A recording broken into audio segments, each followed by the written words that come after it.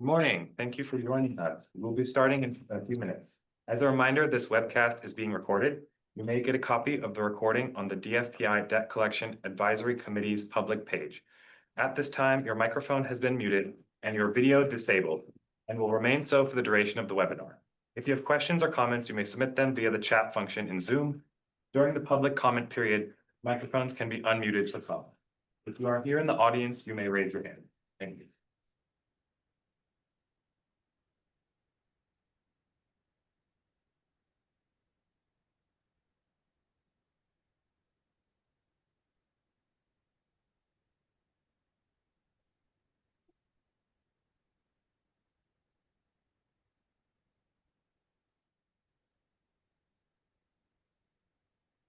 Good morning and welcome to the Debt Collection Advisory Committee meeting. I am Melinda Lee, the Deputy Commissioner of the Debt Collection Licensing Program. I have been with the department now for 33 years, had my anniversary last week. However, my journey with the department is ending. I will be retiring in just 64 days. It's been an honor to serve in the position of Deputy Commissioner.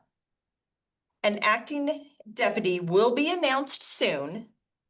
That person will fill in for me until permanent replacement can be found. Sunday will send a notification to all the committee members with both when the acting deputy is announced and when the permanent deputy is announced. So now I'll go ahead through the agenda. We will first hear from DFPI's new Senior Deputy Commissioner, Armin Meyer. This will be followed by an overview of the upcoming assessment process. We will then open up our roundtable discussion. The remaining 10 minutes of the meeting will be for public comment.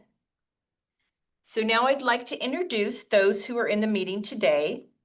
The committee members online are Humberto Motz from he's Executive Vice President for Creditors Adjustment Bureau. Colleen Miller, Director of Opportune. Miguel Soto, Staff Attorney and Clinical Supervisor for East Bay Community Law Center. Katie Neal, General Counsel and Chief Compliance Officer for Corp. And Robert Tavalli, CEO of the Tavalli Company, Inc. And Parisa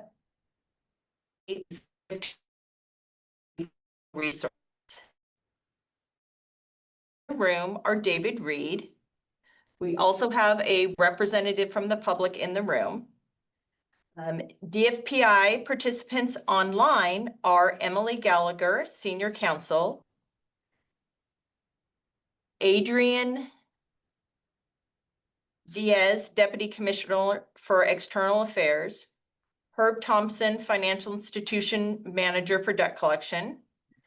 DFPI participants in the room are Suzanne Martindale, Chief Deputy Commissioner, Armin Meyer, our Senior Deputy Commissioner of the Consumer Financial Protection Division, Colleen Monahan, Deputy Commissioner for Legal, and Unju Jagala, Financial Institutions Manager for the Debt Collection Program.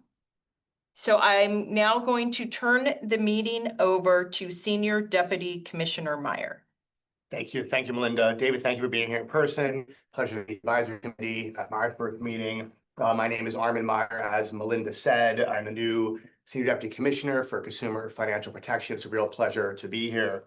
Currently in my third month on the job, not 30 years, Melinda, getting there. I've been looking forward to this meeting for a while, given the importance of this program and the importance of your input to implement the debt collecting licensing statute. There's a good amount I still don't know. I'm learning thanks to Melinda and team, but I'm looking forward to learning from you all as well. I come to the department after 6 years as Vice President at Lending Club in San Francisco, an unsecured personal lender. I helped that non-bank buy a bank and become one in 2023. During that period, I also co-founded the American FinTech Council, now the US's largest trade association. For the past about 2 years before starting at DFPI, I was an advisor, board member, or investor to several and with various tech companies. Also an advisor or board member to various nonprofits, including consumer advocacy groups and small business advocacy groups. Before Lending Club, I was a managing director at PwC in financial services advisory, and earlier was chief of staff of New York's financial regulator. Turning back to our meeting here, this program, the debt collection licensing program, will have a first assessment coming up. Unju, our financial institution manager, will be discussing it further, but it is worth saying that this forum is an important venue of discussion. The department has been covering the administrative costs of the program, as you all know well, since inception. Now industry will be supporting the program through assessment and exam fees. To promote fairness in the assessment, our team has been working very hard to verify net proceeds amounts in the annual reports, which is of course the basis for calculating the assessment. I'm sure industry has seen several of the latest communications from Melinda and team in this regard. We are, of course, in this together to make the legislature's intent work. And we're committed at the FPI to doing our part to be the best and fairest supervisors that we can be and implement the assessment fairly. We ask for industry's similar commitment to make the program work and hope we can work together in this committee to help make that a reality. We're glad to be having this dialogue with you. A little data about the assessment. 60% of licensees approximately will be paying $1,000 or less for the 2026 to 2025 fiscal year, extending into 2026. While fewer than 2% will be paying $100,000 or more. Those are, of course, the very largest actors. Our team will be diligent in the coming months to make sure invoices are paid, because it is important they be fair to the whole industry, and they be paid fairly across industry. There will be penalties for those who do not pay their assessment, including monetary penalties, but also license suspension and revocation for continued non-payment. It is important to reward those who are following the law by penalizing those who are not, so that entities are paying their fair share across the board. We have appreciated the partnership with those of you who have proactively raised concerning conduct by Summit Industry. There is truly no need for an industry's reputation to be harmed by a minority of irresponsible actors. That's a problem I'm also familiar with from my time in industry.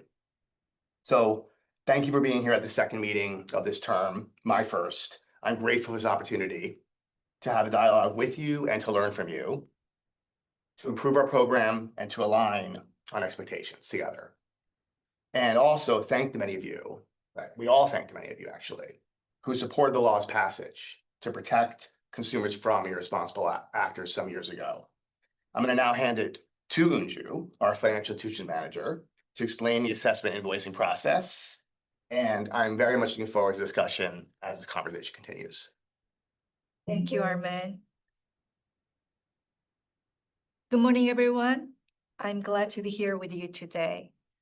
My name is Unju Chagoya. I serve as a financial institution manager in the debt collection program here at the DFPI. Today, I'll be sharing some key information about the upcoming annual assessment and walking you through what to expect. Before I move on to the next slide, I'd like to ask committee members to hold your question until the roundtable discussion. This will help us to focus on the key information of the presentation and allow us to engage in more effective and meaningful dialogues afterwards. I really appreciate your cooperation. Here's a quick look at today's agenda. First, I will provide an overview of the annual assessment, including how the total assessment is determined and how each licensee's share is calculated. Next, I will walk you through the invoicing and payment process in NMLS, including available payment methods and important reminders. Then we'll cover payment processing details, such as ACH versus a credit card timing, and common issues that can cause payments to fail. After that, I will highlight some key reminders and the overall timeline, so you know exactly what to expect and when. And finally, I will share contact information in case you have a question or need assistance after today's meeting. By the end, you should have clear understanding of the entire assessment process and the steps needed to ensure compliance.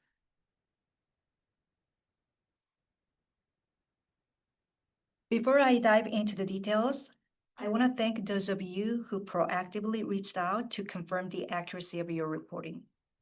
Your diligence is important to us as we rely on this information to ensure that all licensees are assessed fairly and consistently. Now that the annual report amendments have been completed, we can begin calculating each licensee's pro rata share of the assessment fee. As of now, we have a little over 1,200 licensees, and the total assessment amount is approximately $10.2 million. The total net proceed reported by all licensee is approximately $2.5 billion. By law, every licensee must pay a minimum assessment of $250, which we apply to all licensees first. We then calculate the assessment rate by dividing the remaining assessment amount by the total net proceeds of all licensees. This assessment rate is applied to each licensee's reported net proceeds to determine their individual pro rata share of the assessment fee. Once the pro rata share calculations are finalized, the assessment fee will be invoiced through NMLS on September 30th. Licensees can make their payments by ACH or credit card in NMLS, and payments are due within 30 days of the invoice date. When paying through NMLS,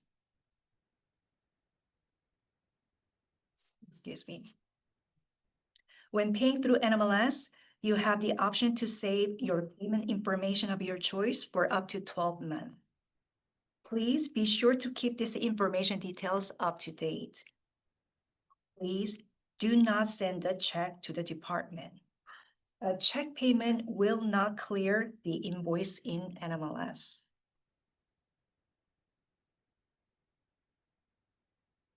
ACH payments may take anywhere from 2 to 10 business days to clear, while credit card payments are processed almost immediately. Despite licensees' good intentions, we occasionally receive failed payment notification, most often with ACH payments. Common issues for failed payments include insufficient funds in the account, closed or frozen accounts, invalid or incorrectly entered account numbers, stop payment orders, or ACH being unable to locate the account. Before we wrap up, I'd like to share a few important reminders. If you plan to pay by ACH, please double check your account details and ensure sufficient funds are available. This will help you avoid delays that can potentially cause late payments or penalties. Finally, here's a recap of the annual assessment timelines. By June 30th of each year, we receive the net proceeds from all licensees who are subject to assessment. Then on September 30th, invoices are generated in NMLS, and licensees have 30 days to make their payments. Finally, if payments are not received by the close of business on January 2nd of the following year, licensees will be subject to enforcement actions and additional penalties. We appreciate your cooperation and attention to these details to ensure a smooth assessment process for everyone. In closing, I want to thank you once again for your time and attention today. If you have any questions or need further assistance, please don't hesitate to reach out to us by phone or email. Our contact information is on the screen, and we're always here to help. Thank you. With that, I will now hand it over to Melinda. Okay, we're going to move into our roundtable discussion period. As part of the roundtable discussion, we did want to provide an update on some points brought up at prior meetings by the committee members in relations to examinations. So here is Herb Thompson to explain a little more about the types of examinations we might do. Thanks, Melinda. Thank you all for being here today. I want to address some of the ongoing concerns we've heard about the cost and time burden associated with our examination process. In response, we'll be implementing a two-pronged approach. Full scope examinations will continue in coordination with other states and independently. However, we're going to be introducing limited scope examinations to complement our existing process. Our limited scope examinations will focus on specific compliance areas, which will rotate regularly based on current risk trends and priorities. The request for information will be significantly reduced. However, no consumer compliance rating will be issued for a limited scope examination. The benefit's threefold. First, it reduces the burden on licensees, both financially and in terms of time. Second, it allows us to improve examiner expertise by allowing deeper dives into specific compliance issues. Third, it allows us to increase examination frequency, ultimately reaching a broader segment of our licensees. Now, when determining if a licensee will be subject to a full scope versus a limited scope examination, the size, complexity, profile will always be taken into consideration. Findings during limited examinations ensure a subsequent full examination. This two-pronged approach allows efficiency while maintaining effective supervision. I'm happy to address any questions the committee may have during this roundtable discussion. With that said, I will turn it back over to Linda. So we will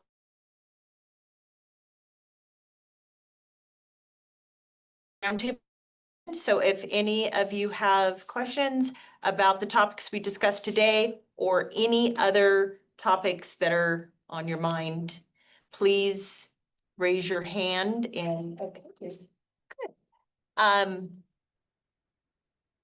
So Umberto, you're first up then. You might be muted. Been enough on enough Zoom meetings that I should know better. Let's see. Clarifying question on the assessments and the net proceeds. So the total assessments were at 10.2 million. The net proceeds were at 2.5 billion. Right. Can you give some detail or an overview on the difference? Where does that money come from? So the net proceeds is what everyone reported their net proceeds, which is really, in a lot of cases, a gross income number, which is why it is such a large number. So we divide that 10 million by the number of net proceeds, which gives us Assessment rate. the assessment rate. I keep wanting to call it a multiplier. So I had to check in with Unju there. The assessment rate, which is then multiplied by the individual amount that each of licensee reported. And yeah. Okay. Thank you.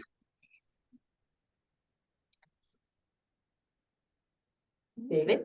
I have a question. So, all right, you indicated that 2% of the licensees, roughly give or take 1,200 licensees, will be assessed greater than $100,000. My calculation would say that's roughly 24 companies. Is that right? No, I Less don't than think that. that's a, yeah, I don't think. Only a handful of companies are gonna have that. 100,000, it could be, you Yeah, could well, be roughly right. I don't have a list in front of me, but that could be roughly right. That Well, I took, seems, yeah, I took the 1,200 and multiplied it by 0.02 and that came up as 24. Yeah. But anyway, all right, so what is the highest assessment that's being charged to the the largest company? If you want details on the actual individual assessment amounts, Okay. you can do a public records request and you can get a list of all the different assessment amounts, which would include who are the highest, the lowest. Would, I mean, all right, would the highest assessment be higher than 500,000? It could be higher than 500,000. It is based on what was reported. So they vary greatly at that point. But All right, so the highest assessment of the 24 could be higher than 500,000. So, and the total net proceeds was 2.5 billion that you're working from. In the to assist in the calculation. When I go to DFPI's website and look at the assessment fees that DFPI charges, the annual assessment fees for banks. If you have $1 to $2 billion in assets, you're only being charged 155,000. So I guess my question is, why would we be charging potentially higher than $500,000 to a collection entity when the total assets are net proceeds are 2.5 billion, and banks, which are significantly larger in assets, are paying a fraction of that? We're talking apples and oranges we're here. talking apples and oranges, yes. Because one, I couldn't tell you because we don't collect asset size. So, but the companies we regulate as debt collectors are large companies. They're multinational companies. They are on the exchange. Our banks are, a lot of them aren't. I mean, it's not like our banks are the super large national banks either. So we're not comparing, it's not the same comparison. Well, Is it helpful to speak in such extremes? I mean, you're focusing on one or two folks and you're making a very big point. Well, no, Let me finish. But over 60% are paying so much less, as we Yeah. indicated. Yeah. It feels weird to focus on like one or two things when I think we thought that was some pretty good news, that we're worried about small businesses and debt collectors. Oh, I think We thought we were doing a pretty good job there. it's wonderful news that 60% are less than 1,000. That's actually more than I was expecting. But keep in mind that the highest annual assessment in the nation for a debt collection license is, I believe, $1,500 in the entire nation. And so your highest assessment is going to be potentially over 500,000. And perhaps, 40%, give or take, is going to be higher than the highest assessment of any other state in the nation. That's my concern. This is in law, right? Like, we have to pay. This is the challenge that we face with our licensing statutes, is the way that we're set up. We're a special fund department, as I think folks are aware, which means that we have to charge our licensees for the cost of their regulation. Now, one thing to keep in mind is that we're not trying to make a profit, we're trying to be net zero. Oh. And when we start doing more examinations will help us cover the cost of the program, which will then be taken into account when we're doing the next assessment. So I think this is the first year, we're gonna get through it together.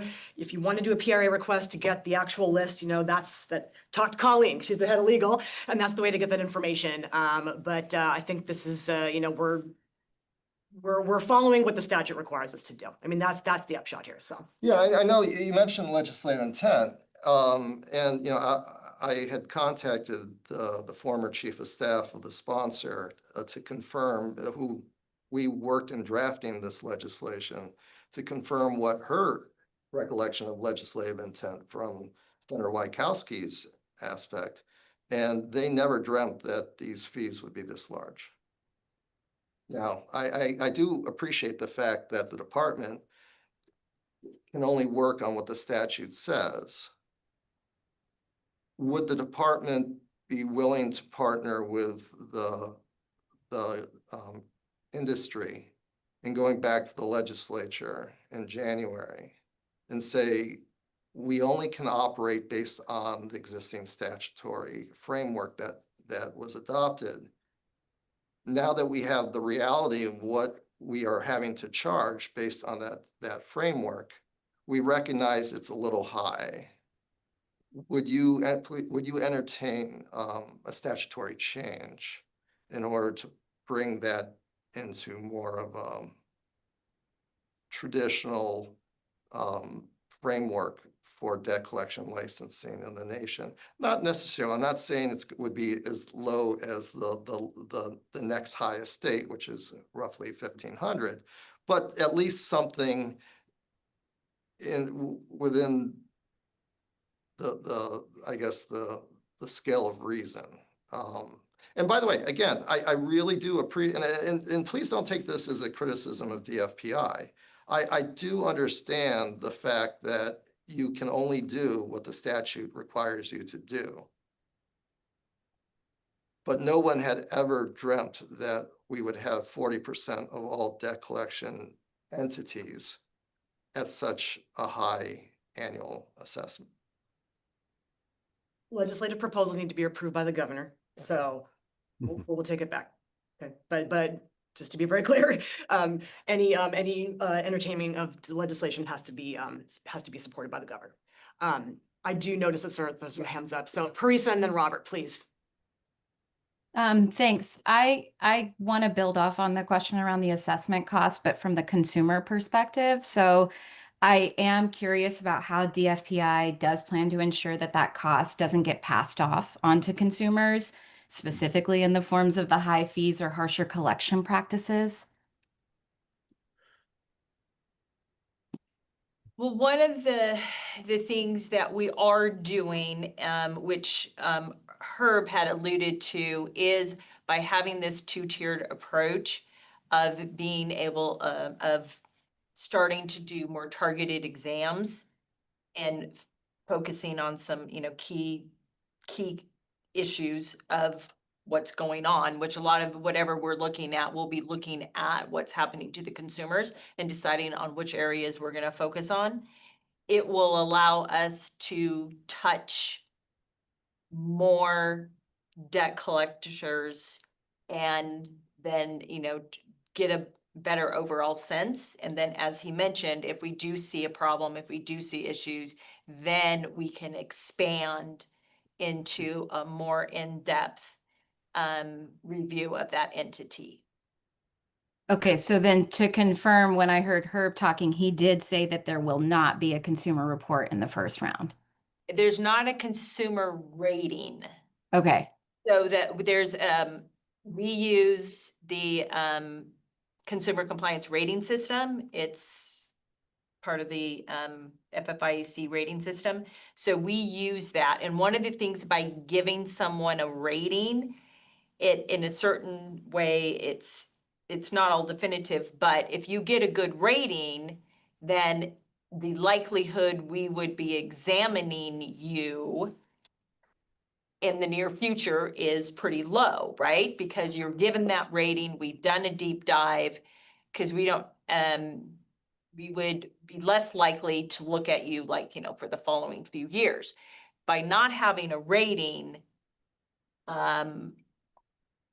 it's not gonna, there'll be no limit, we're not rating you, so you're basically risked the same way we're risking everyone else. So what the rating does, it allows us to really identify, internally track, monitor people that are considered more high risk, because we're giving you a very specific rating one way or the other. So it is a tool we use. It's not a public event, but is a tool we use. So we're just saying that, but to do that, to actually provide a rating, we have to look at 5 separate components. And by a targeted exam, we're gonna look more at like one component at a time and really focus on that one item. And that item will be driven by what we're seeing in the industry, what the department wants to focus on, and we'll determine that as a group on where our concerns are and what we'll be looking at for the targeted. Does that make sense? It does. I just can't in good faith believe that, to the point of like how high these fees could be theoretically, to not imagine on the front end that that's going to impact consumers pretty quickly I just want to say, is very concerning.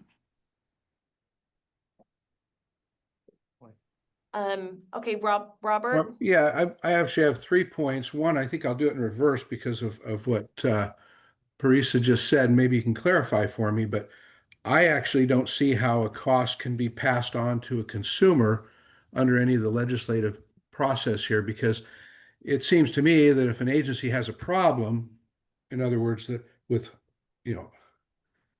the assessment doesn't have anything to do with what can be passed on to a consumer. Consumers are going to have to pay their bills. There's no real assessment that can possibly get transferred to the consumer, as I understand it. Now, you mentioned that, or she mentioned that something about how consumers are treated. Well, that would actually also increase the possibility of you being examined if you get more complaints. So that's a secondary phase.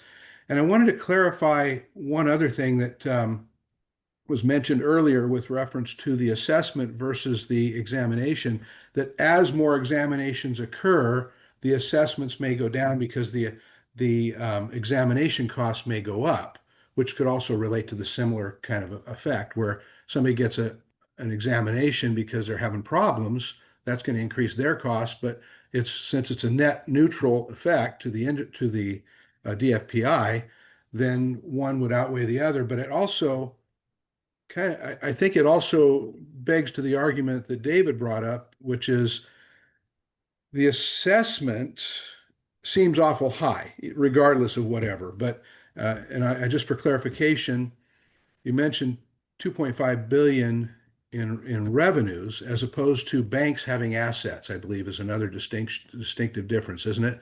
Banks having assets is not revenue. Collection agencies having revenue, you're basing your fees on that. It sounds like you have a lot of factors here that are going to kind of sort out over a period of time and balance the budget in a sense between all these 3 factors. Number one, I want to reemphasize, and if somebody can clarify for me, and I'm not criticizing, I'm actually asking the question, how anything can be passed on to the consumer. I mean, you're a consumer protection agency. You're going to protect consumers. So bad actors are going to end up having to pay more or be disciplined more. There is that factor. The larger the agency, obviously, they have more contacts and it's dealt with in percentages. Obviously, a large agency is going to have more contacts with consumers. They may get more number of complaints because of that.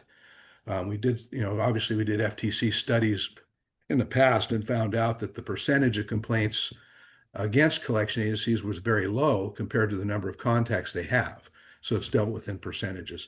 But I guess, again, to clarify, the 2 issues. One is, if you can answer the question about, is there any way that these costs can be passed on to consumers? That's number one. And then the second one is the balancing factor between assessments, the annual assessments versus examinations, which seems to me it should be totally separate from one another. I don't know how you can balance the budget with that. And maybe you can answer some of those factors. I'll start with the correlation between the exams and the assessment. So that's good. the assessment, we have our budgeted expenses. Absolutely. So but we don't assess for the full dollar amount of those budgeted expenses. We take out what we project our income's going to be. So the more exams we are scheduling, for Mhm. the next year, the more we're projecting that income basically to come in. Mhm. So, yeah, that's where it correlates is so we net out our projected income. So in a sense, an agency that has a lot of complaints that's going to receive an assessment, or I'm sorry, going to be more likely to have an examination, may have an assessment based on that. But overall, since you're budget neutral, that The, could the lower the Yeah, assessment. so if someone has more complaints, so if we have someone has more complaints, we're gonna go out and examine them. Mhm. And if it is, a bad actor and we are going to spend a lot of hours out there looking at things and so that income, basically, that's what we consider our income, our exam fees. We have very little income sources. That will then be offset for the assessment. It doesn't change their assessment. It just changes that total amount comes down and then it gets spread out Okay, to to the everyone. budget. Sure, So- that makes sense. Yeah, so that's the one question. Mhm. I'll touch on the other question, but I also will welcome Parisa to chime in if I am not paraphrasing what she is saying correctly. But as far as passing on the expense, no, you can't tag a fee on that says I'm passing the assessment over to you.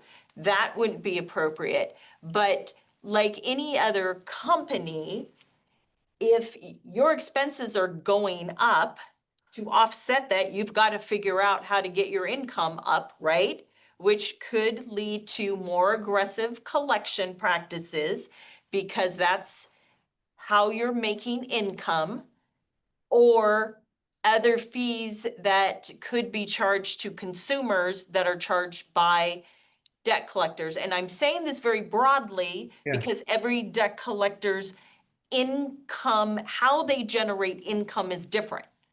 Well, let me clarify something. First of all, again, I don't think you can pass anything on to the actual consumer. You might be able to pass increased costs to your client, who is your client who you're collecting for. They are not allowed to add any fees on to the consumer either for any collection fees in California. So therefore, there's no way you could add it there. The harsher the harsher treatment of consumers. Let me just point blank tell you that doesn't collect more money, that collects less money. If you're harsher to consumers, you're going to collect less money. We've proven that for 45 years by talking to people and resolving problems.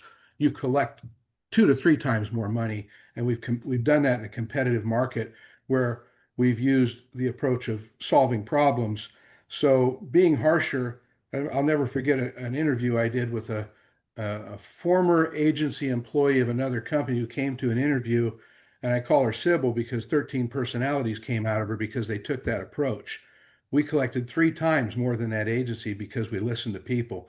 So for Parisa's reassurance, an idiot who would run an agency with harsher conditions is going to get a couple of things: more examinations, more costs, more lawsuits, and they're going to collect less money by doing it. I just want to lay that on Sounds the like, table. Robert, you support fair debt collection laws, and I'm very happy to hear that. Well, I do, and unfortunately, the previous bureau who had an approach of, well, they're not licensed, so there's no way we can regulate them. I appreciate the fact that you can make people become licensed if they're doing business in California. And again, I think what David and what Parisa are saying is, if everybody does things the right way, we wouldn't even need you. But everybody doesn't do things the right way. I stood at a podium in Texas one day and had somebody ask me, well, what do you do with the bad actors in your neighborhood? I said, I take 2 steps back, have a clean shot, take them out. I don't need them in my market. But I don't, to be honest with you, no offense to any of you sitting at the table, I don't think we need you either. I don't need you, but we need you because of what's out there. We would need less of you if more people would just stand up and not cash the check, or for a membership of some club or something, just because they can breathe on a mirror. So my point is that I like what David is bringing up because he's questioning the assessment as being very high. And I think that to boil down on those numbers, and David, I think, in my opinion, you're a good point person for this because I think you can get in and dissect the numbers from a larger scale than I could, number one. But I think that to answer Parisa's question, I'll tell you what I told the Identity Theft Resource Center when they called us all a bunch of bad actors because we were causing problems for identity theft victims. Well, no, we're the place you find out you're an identity theft victim. And it's how we handle it from there. If we continue to try and collect from an identity theft victim, we're idiots because they don't know the money. But we'll help you find out if you're a victim and we'll help you solve the problem. And I think if we all take that approach, we can lower the cost of your administrative costs. And to David's point, I think 500,000 is a very high assessment for any agency. And that assessment should come back in another way through an examination. If we find you have a high degree of problems, you're going to pay more anyhow. So I'll leave it at that. I've said my Okay, 2 minutes. I'm going to turn it over to Katie. Mhm. You're on mute, Katie. Thank you. I should have also known from experience. I should have done that. So I want to double click a little bit on this, what Parisa mentioned regarding passing on the cost to consumers. I agree with Robert that there won't be any direct pass on of these costs to consumers, but there is a concern of like an indirect, that happening in an indirect fashion simply because as you all mentioned, if the cost of actually doing business as a collection agency becomes more and more burdensome, even the good guys, that it changes the pricing models, it changes all the way downstream to, for example, the original creditor, like whether or not they're going to extend credit to a consumer or not, because they suddenly have a much smaller margin that they're playing with in terms of if something goes wrong, are they going to be able to recover or not? So there's this downstream effect for that. And then when we're talking about these aggressive practices, like I think we need to kind of decouple aggressive practices like starting to violate the laws, which the people that are getting licensed by DFPI for the most part, not the ones that are going to be the large problem. We're not like the people who are intentionally trying to break laws. We are the ones who are trying to follow them. But so I want to decouple the thought of like aggressive collections practices from escalated proper practices. For example, if third-party collectors suddenly just are priced out of doing business in California, then consumers will suddenly start seeing more lawsuits on these debts and everything, which is a much more adversarial and harsher process for the consumer. So there's this balance of this almost like equilibrium that has to be kind of balanced across both the regulatory side as well as the industry side of how do we make it so that we're not causing these unintended but very foreseeable downstream effects of something like a extremely high cost of doing business in California simply because of the assessment fee that's much larger than any other state.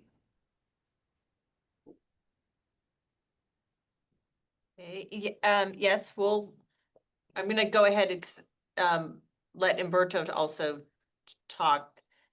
Yes, to hear on this too. I just want to echo what Robert said. We support regulation as well. We don't want bad actors putting a stain on our business. But I do have a question with regards to the department, the budget, and the more complaints that are filed against an agency, the more likely there's going to be a full exam. How many complaints are we talking about in 2024, and how many complaints are we talking about in 2025? I do not have that number in front of me. We'll have to check with our Ballpark. I'd have to Yeah. check. It is hundreds. And when I'll say it's not always the number of complaints because obviously, our largest companies have the largest number of complaints, right? That just goes just by pure volume. But that doesn't mean those complaints are the most serious, or it could be, once again, our largest companies, it could be a very, very small percentage of their actually customers that are complaining. So so the complaints, we look at not only the volume of complaint, we look at the seriousness of the complaint. We also look at the company's response to the complaint to see if there is a good, valid response. I mean, because we all know consumers complain. It doesn't mean they don't owe the money. It doesn't mean that anyone else did anything wrong. They complained. So what we're trying to do is to go through our complaints the best we can to try to determine companies that are, that the complaints really represent that there's a bigger problem, not just sheer volume. And I will also say our department, the debt collection industry has not been regulated that long or licensed that long. So our data points, we don't have great data points. So we also do look at a broader aspect. And we also look at complaints that are filed with CFPB. You know, we use the FTC information. And not only does that help us fine tune our own licensees, but it can also, you know, help us find, to Katie's point, bad actors that don't actually have a license. So, you know, I just want, if we round, you said the complaints are in the hundreds, but let's round up to 1,000 with 10.2 million in assessments. My public school math says that you're spending about $10,000 per complaint. And I guess the concern is there, is this a solution in search of a problem? Because the assessments are high, they're very high. And I don't think that the department is necessarily taking into account that California is not the only place that we're licensed in. These licensing fees, they do add up, and these examination costs, they do start to add up. And my other question is, you track the agencies for the number of complaints that are being filed against them, which makes sense. Do you also track the people filing the complaints? Do you have serial complaint filers that, you know? Yes, we do look at that, and with our department, I mean, because we can only do it within our department. And when I say there's hundreds of complaints, I'm saying to our department, right? Not that go into different organizations, just specific to our organization. So yes, we do have, and we have the ability to filter out what we label as duplicative complaints. So it's the same person complaining about the same thing multiple times. So we do have the ability basically to kind of filter out for that. They are still absolutely allowed to file a complaint. We do not block anyone from filing a complaint. But if they're complaining about the same thing, then I can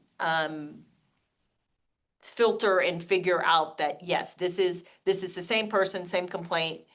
And as I've said, we do really try to look at the complaints and look at the validity and the severity of what the issue is. Because everything that comes into our department, it, you know, is tagged a complaint, right? They're filing a complaint. Once again, you guys all know, they're not always complaints, right? They're complaining, but it is not always a dispute about a specific act. But we do differentiate between those two. So everything comes in and we have to look at and, you know, do a little searching and assessing before we would actually label it the company as being high risk at all, we have to do our background work. So we do our best to do our background work. David wants to, yeah. Robert had his hand up first.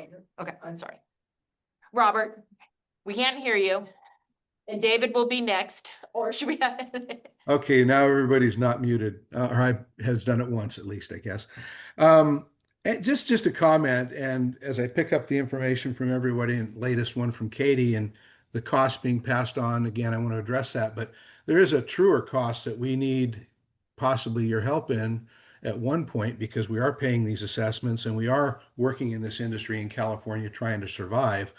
I've noticed that my client base is shrinking because we can't deal with medical debt the way we used to. I mean, again, if you're talking to people, you're resolving problems, that's one thing. But the truest cost of passing things on is like you, Katie, said, that you're not going to be able to grant credit. And if somewhere down the road we can use this collective data to help us pass legislation, we know you're not the legislative body, but you can be a voice for us as well, saying, hey, look, collection agencies return income and funds back to the economy, and without that, you're causing inflation. So if there's any comments that anybody from the Bureau, from the DFPI can make on that, whether today or down the road, I'd like to get that feedback, because if we're going to pay these assessment fees and we're going to pay for the examinations and we're going to do these things and adhere to the rules, we'd like some support from your entity to say, hey, look, these guys are good actors. They're doing it right. We have, out of all these millions of contacts we have with consumers, there's like 0.0009% in true complaints out of the number of contacts. And, I've found it interesting over the past few years, my access to the courts have gone down, but my costs have gone up at the courts. My access to be able to collect on a writ have taken 10 times longer through the courts, but my fees have gone up to compensate for it. And there may be something we can talk, maybe just put it on your note for the future, but I know it's not totally related to this subject, but when we're talking about the true cost of operations in California, that's where it's really coming from for us. We'd have no problem paying assessments if we could still do business in California. There are companies leaving this state for that reason. So I appreciate any thoughts you have on that, or it doesn't have to be today, but keep that in the back of your hat, please. Thank you. David? Yeah, the first thing I just wanted to highlight, and by the way,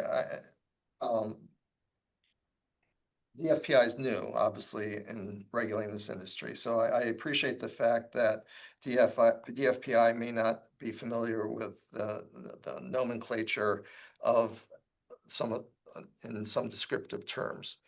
But within the industry, when you use the term bad actor, the industry uses the term bad actor to be one of two things.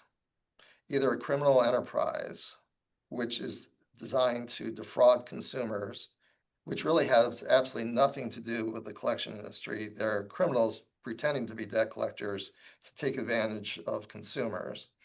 Or the other description of a bad actor is somebody who perhaps comes into the industry without understanding all the complexity and the laws and the due diligence that you need to do in order to treat consumers with dignity and respect, and not engage in conduct that would, I guess, be similar to the term aggressive. So that's what we consider bad actors within the industry. And maybe I misunderstood, but I thought the term bad actors was being more broadly used to be, someone who might have a violation or, might get a number of complaints. I just wanted to put that out there, that's at least how the industry defines what a bad actor is. You have a term for folks who break the law routinely or manage around the law or don't pay assessments. Like what term would you use? Because bad is a little bit black and white. Is there a term you guys use for those kinds of folks? I'd say they're non-compliant, but if they're breaking the law, well, that's one thing. What we find is the vast majority of companies, when they have a problem, it's an inadvertent problem. It's a policy or a procedure that wasn't followed, that the company has established. And that's the reason why internal training is so very vitally important within the industry, because there is a large turnover in employees. So you always have to ensure that there's a constant training so that you have a high expectation of compliance. Compliance is a very important concept in this industry, and the industry spends millions of dollars on compliance. And so when an industry or companies that invest so much in compliance, their goal isn't to violate the law. Their goal is to comply with the law. Yeah, but we need your help because there are gonna be stonewallers, there are Sure. gonna be intentional evaders, there's gonna be a lot of investment in lawyers. I've worked in the private sector Yeah. many years, so we shouldn't call bad and good. Yeah. But there is a range in the middle that maybe it's not so black and white that we're gonna need your help on, and we need all of your help on, Yeah, because I don't wanna. absolutely, absolutely. And as for passing costs on, I mean, I would agree with what folks have said so far, but there's also another element to that. And that is, I'm old enough to remember when I used to be able to go to McDonald's and for $1.50 free, I could get, a burger, a small fry, and a small drink. That doesn't exist anymore. If I went to McDonald's today, and in fact, I was there recently with my kid, and then I was like, I can't believe how much I'm paying. But it was over $15 for something of equivalent size today. And, the reason for that is pretty, at least in California, is pretty obvious. I mean, costs went up and the human costs went up, minimum wage and the like. So the companies need to make a profit in order to be sustainable. And the same thing exists within this industry. And so, and how does that play out? That plays out in the case of settling, where you agree to take a lesser amount for an amount that's due in exchange for for writing off the debt. So if hypothetically the cost to the consumer, I'll just pick round numbers, the consumer owes $5,000. And right now, companies might be willing to settle for half that amount and say $2,500.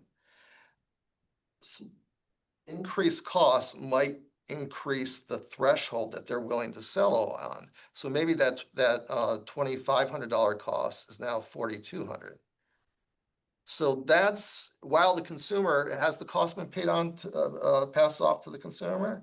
Well, one person could argue yes, one person could argue no, but ultimately the consumer is paying more on a debt that they do owe, but they're not getting the additional benefit of a lower cost, if that makes any sense. That makes sense. Thank you. All right.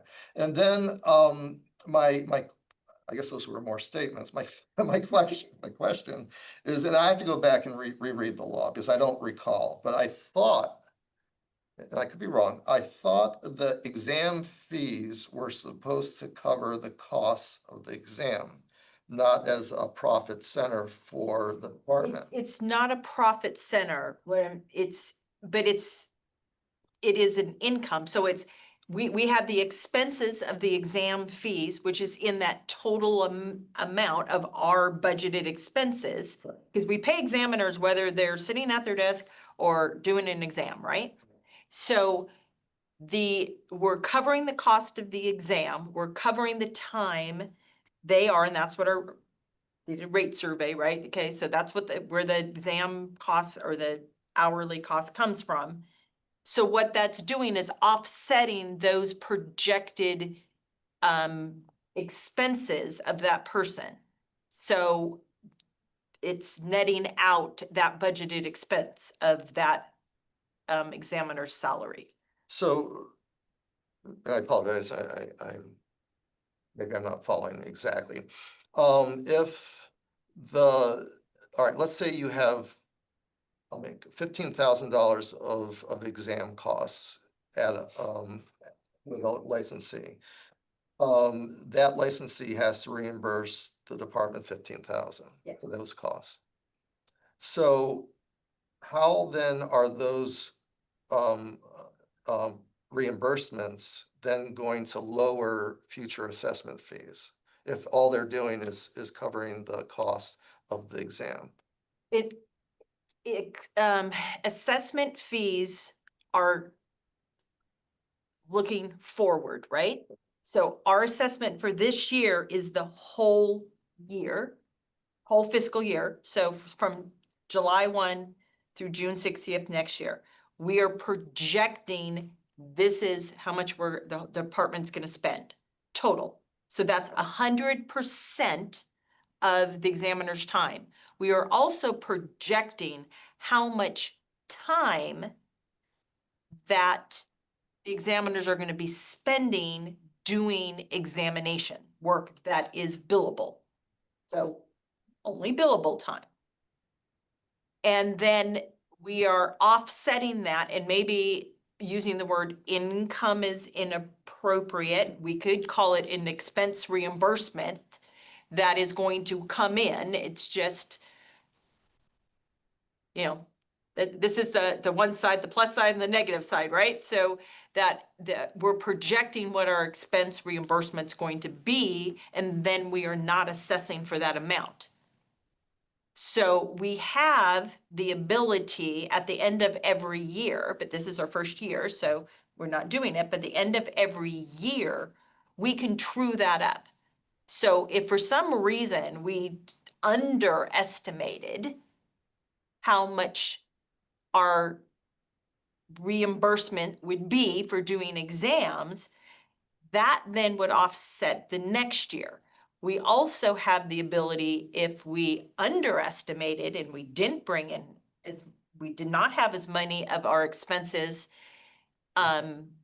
covered, then it would go the other way. Now, this year, we only are doing this year's expenses. We're not truing up the 3-4 years that no one's paid anything. We're just starting fresh, and that's what we're doing. So it's not by any means a profit center. It's just, it's the only income or incoming funds that we have other than the assessment.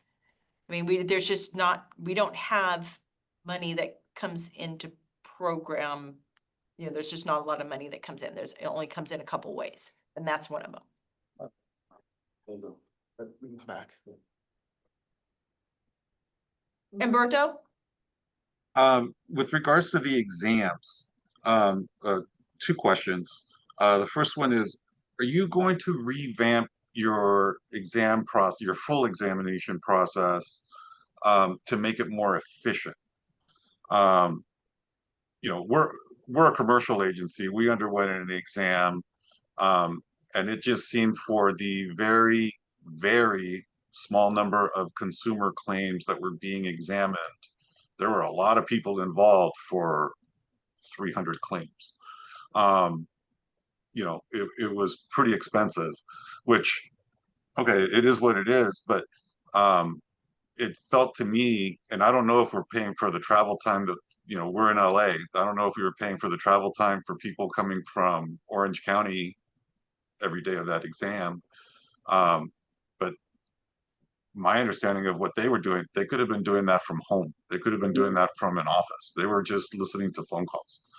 So there's that. And then also maybe Herb can expand on the limited scope examinations as far as what the frequency is going to be. What is when you say limited, what's that going to actually entail? Certainly, I'm happy.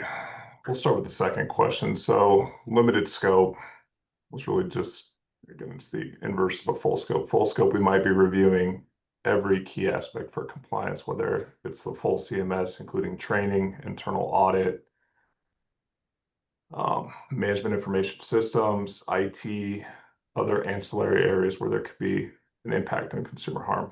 For a limited scope, we're going to be reviewing a specific section. It could be something related to call reviews. It could be related to letters, as far as disclosure statements. It could be related to your trust accounts and how payments process from the consumer through to the client.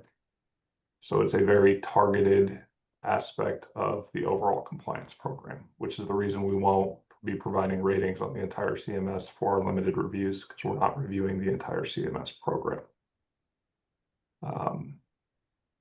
Again, regarding our expense reimbursements related to exams, it really depends. One of the things as far as time, if an examiner has to travel out to a licensee, let's say out of state, we will bill travel time associated with that. The cost to put them on a plane and fly out is a reimbursable expense. Now, if they're within, let's say the agency that we're going to do an exam on is within the state, and it's within the normal commute as defined by the IRS, which is 25 miles, well, then that's on the examiner. They're required to get to the field within their own time. So there's no additional impact. They should be working a complete full day at the licensee's location. So there's not any additional time necessary to do an on-site exam that would be impacting the licensee.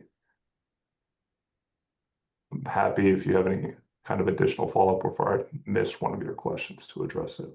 I want to expand one thing which might have been in your instance. And if it wasn't explained, you know, that's unfortunate, but we are, they're probably, for the first few exams we've done, or all the exams we're doing this year. It's not even the first, every exam we did this year, we have probably had an extra body there, but it's not a billable body. So We were told that. yeah, okay, so yes, there were an extra bodies because we wanted to use it as a learning environment, but yes, we did not charge that time to the companies. So we've been trying to be, you know, very conscientious about what we actually charge. You know, so yes, so there might be an extra body.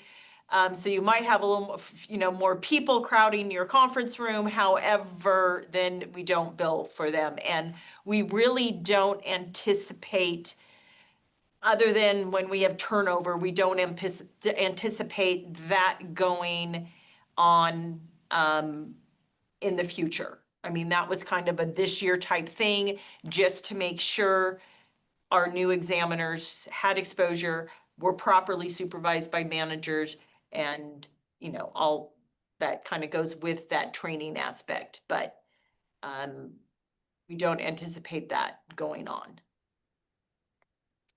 I would imagine there is potential revenue coming in from true bad actors. If DFPI gets a settlement with some criminal enterprise, or you get some type of money that came from a criminal enterprise, or you got some money from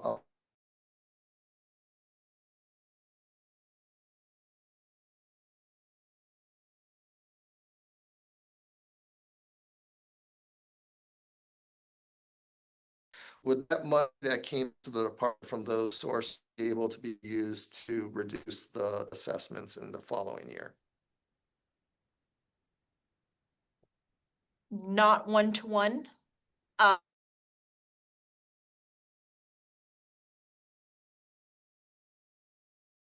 The law, so there are certain with the CCFPL law, it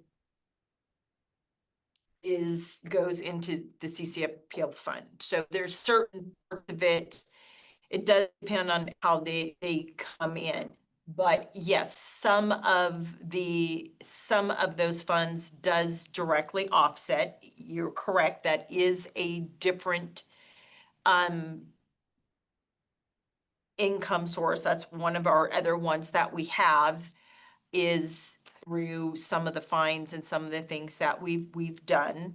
That, like with the annual report, I'm sure you heard through the grapevine that yes, we were pretty aggressive with that, because we wanted to make sure we got all the information to accurately and appropriately do our assessment. Because all those people who don't turn in numbers or don't file, yes, if we had to go to track them down to get them to file so that we could do the assessment, yes, we were.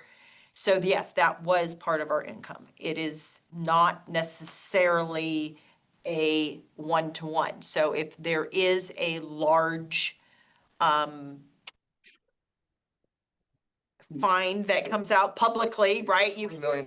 right, it doesn't necessarily all come back to program. You don't get a $20 million settlement every day. I mean, the reality for our department is that, you know, these are fixed costs. I mean, it's more than 90%. I don't want to quote the wrong percentage. This is staff.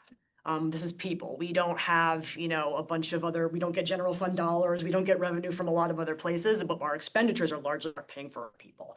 And in terms of being responsible in terms of our budgeting, we can't count on bringing in a big fish settlement to sustain the operations of our department. That's just true across our department. Sure. And also, as you can imagine, you know, a major investigation, which could result in some major settlement, that could take years, and you don't know which budget year it's going to hit. So, so we have to be conservative in our math to make sure that we're running a sustainable organization.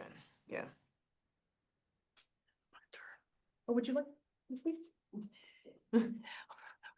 She's part of our. Well, that's public comment. We have to wait till the end. Sorry about Yeah, that. unfortunately, at the end, for folks like you, thank you for being here, and we promise we'll get to it. Thank you. I'm sorry, I didn't see who put their hand up first. Oh, I don't. Do you guys know? Go ahead, Robert, you're on. Just a quick question. A few meetings ago, there was a comment that there were actually 1,800 licensees. And maybe I'm misquoting and you can correct me, but you're saying now there's only 1,200. I thought that because when that came up, the association had asked, then why aren't they members? But is it 1,200 is the number? Is that the number that was reported a few? No, there's at our. Yeah, I'd say we're at 1,250. We're at 1,250, give or take 10% any month. Okay. No, that's fair. That's all I had. I just had a quick question on that. Okay. Umberto? So, you were saying that as far as any fines and penalties, those don't go back into your budget one for one. But doesn't that, and I'm not saying with this group that this is what would happen. So I don't want to cast aspersions, but isn't there a concern though that can start to become a profit center as far as assessing fines and penalties? Well, one, we only assess fines and penalties when people are not in compliance with the law. So it is Agreed. blatant. And really, even on that, why I say it's not one-to-one, a lot of those cases, we're recouping our costs, but program is not keeping anything beyond that. So it is definitely not a profit center. It is something we get income from or expense. We're recouping expenses off of, but it isn't, it's not a primary form for us. Well, also all of our licensing programs also have a collective responsibility to help pay for the costs of overhead, the administration of our department. I mean, it's a little more nuanced, right? Because we want each of our programs to sustain itself in terms of its direct program costs, but also each of our licensing and supervision programs has a small share to help pay for our HR department, our IT department, you know, our infrastructure associated with running the entire department. So there's a little bit more to it than just one-to-one. That's what Melinda's talking about. And I understand that, but kind of going back to the bad actors, if you're assessing fines and penalties on the bad actors, you know, and also going back to the point that these are the highest assessments in the country. All right, wouldn't it be wise to gain more allies within the industry to use those penalties, those fines and assessments one-to-one to lower the overall assessments for the agencies? Let the bad actors take on the burden of helping pay for the Prior department? meetings, I mean, it's an interesting point, obviously, and I think in prior meetings, I've heard folks say, like, maybe Robert, that was you in a prior meeting, we are concerned about folks that make us look bad. We are concerned about folks who are acting less compliantly. I'm gonna honor David and not use the term bad and good, because I'm not sure you're using David's definition right now. So I think. Compliant, non-compliant. How about that? But without a doubt, the goal is to lower assessment costs by targeting folks that have been less compliant, whether it be through examination or enforcement. So we're directionally correct, and yes, we do want your help, and yes, we do want to work with you. So thank you for raising it. You know, one of the things, and I know it's been raised in the past, but in 2020, when DFPI originally provided their assessment to the governor on the cost of the program, the department at that time was expecting 7,000 licensees. You know, we indicated at the time that that was a very high number, and we didn't think that was going to happen. We gave a conservative number of, I think, 2,500, but you're at 1,200 now. And I have to go back and look at what was estimated to be the budget for the 7,000 licensees. But has DFPI reduced at the same percentage the cost that they thought it was going to cost to operate a 7,000 licensee profession and scale it down to a 1,200 licensee profession? Or are you still at a higher amount? I'm sure you're not at what would have been 7,000, but are you potentially having costs at a higher amount because you had originally projected a higher number of licensees? And you might not be able to answer that. The answer to that question. Well, I can tell you that back in 2020, there was the California Consumer Financial Protection Law moving through the process, as well as the Debt Collection Licensing Act. As folks may recall, there was an early estimate of 7,000. However, when both of those laws were signed in 2021, the department had to go back and do a new budget change proposal to redirect some of the positions that were otherwise going to go to administering CCFPL and redirect those to establish them as approved for administering the debt collector program. And at that time, the numbers were already revised during the 2021 BCP process. What we learned subsequently, when Melinda and team began building out the program, was that the average workload data associated with various tasks of administering the program were much higher per licensee than we anticipated.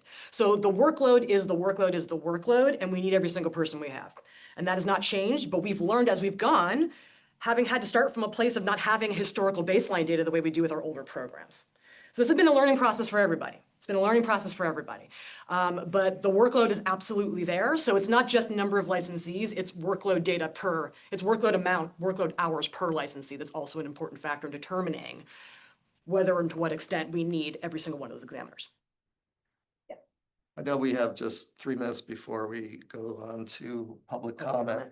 And I'll just briefly, would love for the department to consider, this has been great conversation, very robust conversation. I've learned, I suspect you've learned some things.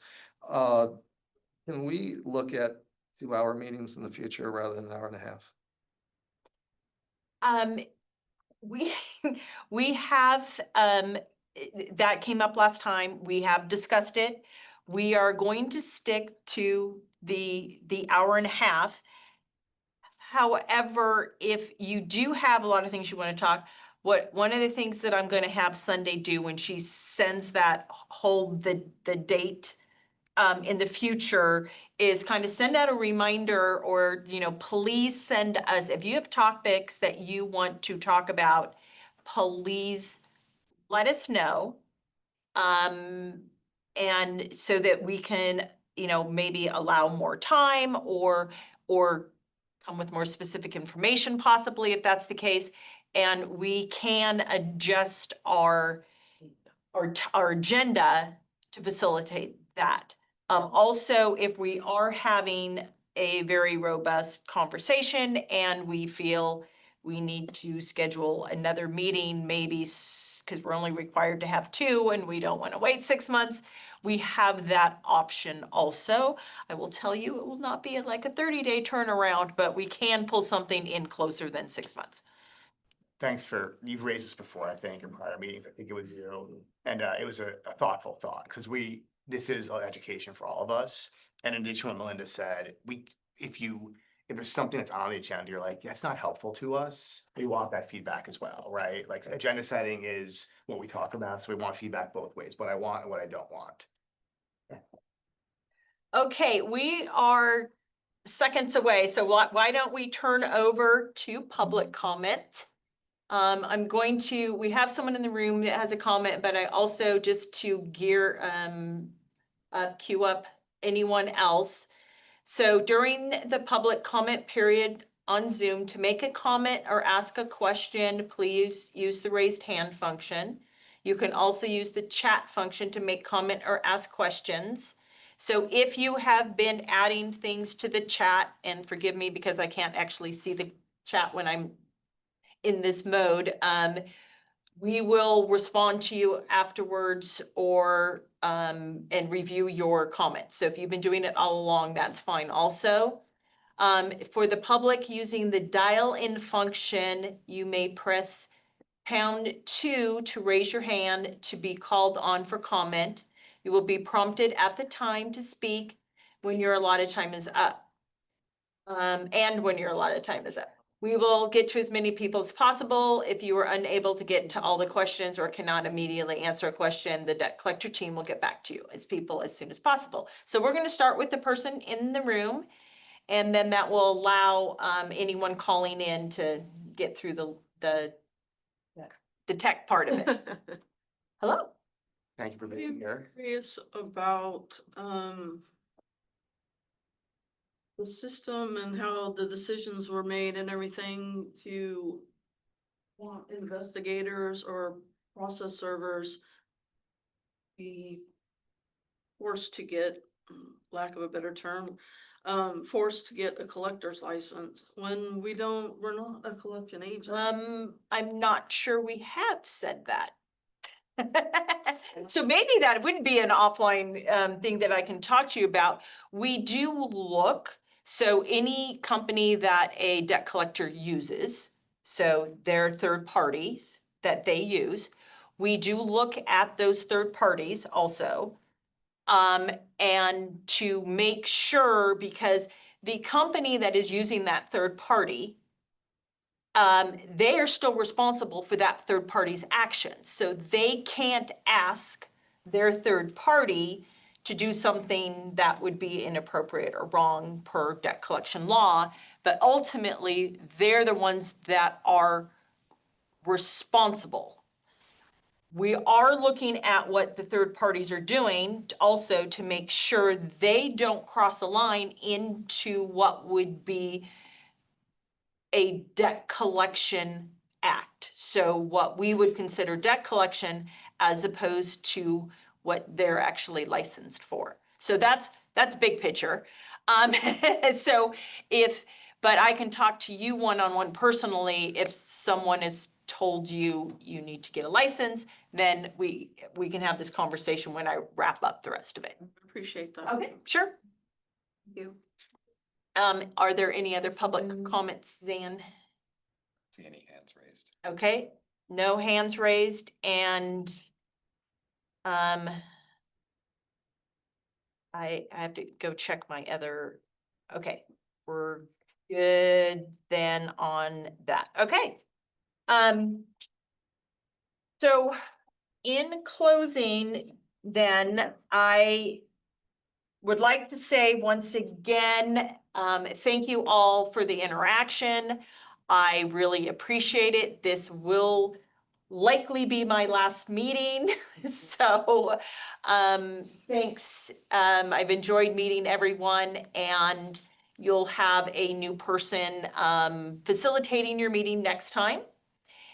And then our next meeting we anticipate will be in then probably early January. We had already decided that we would not wait a full 6 months. So, or at least early in 2026, we'll look at schedules and figure that out. So Sunday, once again, will be the one sending that, the information out to you. And please, yes, if you have topics you want to discuss, if you have anything else, you can send them through Sunday because she'll be passing them on to whoever is filling in for me. I'm sorry, what about the chat? The questions in the chat. People with hands that just put them up. Oh, we do have people that just put their hands up. The questions in the chat, depending on what they are, they will answer, but why don't we go to the ones who put their hands up? I've got to get back to the chat. Sophia is up first. Sophia, would you like to unmute yourself? You'll have to unmute her. Yes. I clicked the button.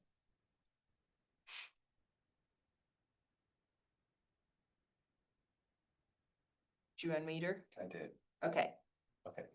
Can you were just unmuted. Still shows as muted though. It still says she's muted? I clicked the ask to unmute. It looks like maybe they're having issues. Do you want to try the other person? Okay, we're gonna try the other person and we'll come back to you, Sophia. Okay, we have Rodney. Rodney? Hi, yeah, I was hoping my comments, my questions in the chat would be answered, and I know this question was asked earlier. I don't think I heard an answer on what the actual number of agencies are that are now licensed and whether the agency was going to adjust their budget based upon those new that number of agencies. The number of agencies we have is 1,250, give or take. It changes every month, so it's right around 1,250. We do not adjust our budget as our licensees numbers go up and down. It's workload hours. I know I have to adjust my budget when I don't have the revenue. Yes, but as mentioned, yes, we don't really have a revenue, and that is what we bring in from exams, and particularly what we bring in from any fines or anything like that is it's only offsetting a portion of our total expenses. Because we are definitely not in the business to make money at all. Well, and I understand that, and we're all in the business as entrepreneurs and private business owners to actually stay in business. And if we're not in business, you're not in business. So I'm just curious, how is a workload determined? And did you talk to other state agencies when you determine that workload? Well, we didn't talk to other state agencies, but we looked at we've got over 20 different licenses, programs within our department. So we looked at some historical data as far as what we would normally spend to review programs that have similarly written laws. The industries were not necessarily similar, but the requirements for reviewing applications and things like that were similar. So when you said earlier, that's apples and oranges, that sounds like apples and oranges. Well, Different set of apples and oranges. yeah, so when I say, with all the different programs we have, a lot of the licensing requirements and things are the same, as far as having to do a background check on someone, having to review business plans, having to do all that information. They have the same type of requirements. So even though they're in a different industry, it's the same type of requirements. And then my final question was, and Humberto, I don't know if you see me, but great to see you, because I know you and I spoke over the phone. And I know that, Humberto, you guys have a law office. So our attorney does not collect money. We're not allowed in the courts unless we're represented by an attorney. And so have you rethought licensing attorneys who are already licensed with the state bar, who are actually not collecting money, but merely representing the agency in the court of law? That has been an ongoing discussion. It is something that was brought up through our scope regulation discussions. The next time our scope regulations go out for comment, I am sure it will be, we will have brought in some of the prior discussions, but I'm sure it will still be something that we will be discussing the next time we go out for general comment. Thank you. Yeah. Okay, and I was just looking, and I think, yes. The other raised hand was an error, so we're okay. So, yeah, okay, so the other one's fine, and these were your comments in the chat, so I think we're good. Melinda, Okay, there's so- a question in the Q&A, and I'll read it real quick. Can agencies be sent a list of all items open for audit? This way we can review the list to make sure we are all compliant. I know we've previously sent out our Not information. share our audit program stuff publicly. It is, you can, Herb, can you maybe respond back in the chat with the link to the consumer compliance rating system? So the consumer compliance rating system kind of explains what we would be looking at. Okay, so we are at time. So thank you, everyone. And if we did not get to your question, we will try to answer it afterwards. Before we wrap, Melinda, thank you for your service. Thank you. It's been a long time. You've done a lot for the department. I dare say even a lot for the industry. So thank you. I think we can give you a round of applause for all you've done. Thank you to the committee and looking forward to our next one and further discussion. Great, thank you. Bye, everyone, and Zan, you can sign us off. Thank you. The recording video will be published on the DFPI's YouTube channel, as well as the DFPI Advisory Committee public page. If you have any further questions or comments, please submit them to DFPI DCLA inquiries at dcla.inquiries@dfpi.ca.gov. Thank you. Everybody.